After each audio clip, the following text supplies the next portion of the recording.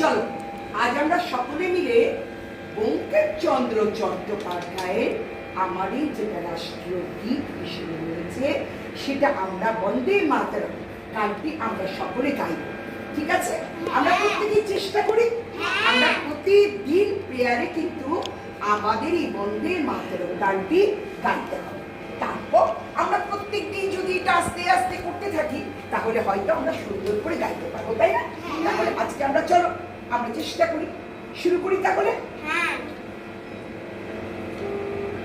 Thank